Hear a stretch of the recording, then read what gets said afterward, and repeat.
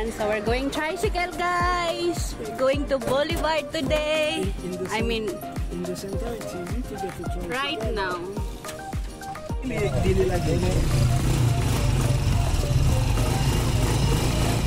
Sa Boulevard lang. Oo, Macadero. Asan na meron ng sinugba sa Boulevard? Doon nga sa may Boulevard. Abre sa gabi. At night is open at night.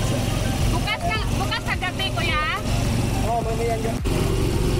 Hi guys, ayan, papunta kami ngayon sa Boulevard dito sa Legazpi, guys. Kasi mag-walking kami dito around sa Boulevard. Kasi hapon na ngayon at wala kaming magawa kasi galing kami kaninang umaga hanggang tanghali sa mga tourist spot nila dito.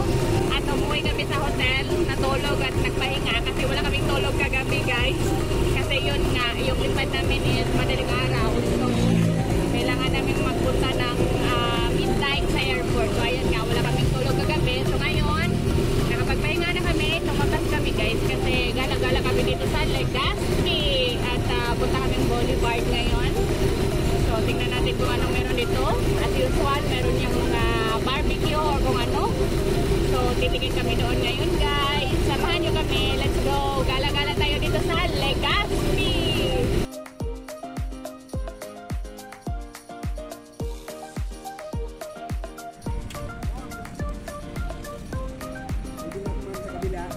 Sige, kuya.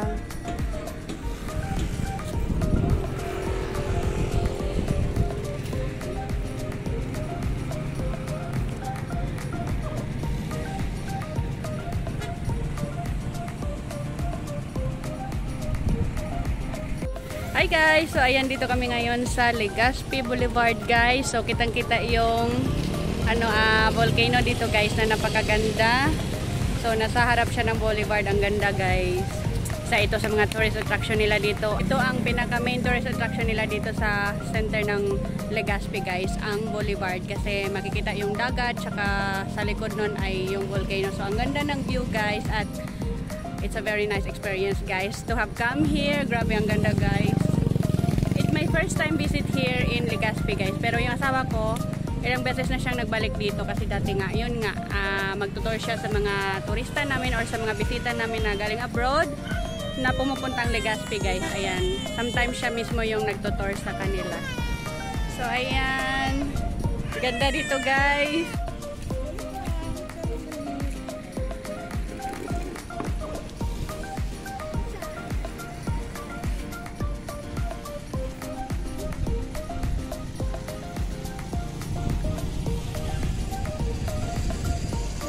Ganda ng volcano, guys.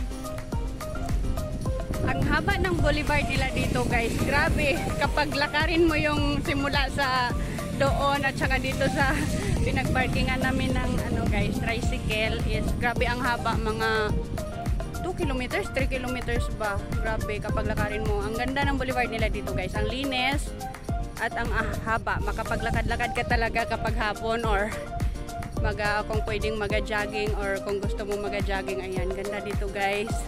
Meron ng mga ilan na mga nagalakad-lakad ngayon kasi di pa masyado malamig kasi medyo mainit-init pa. So siguro mamaya marami na itong tao dito.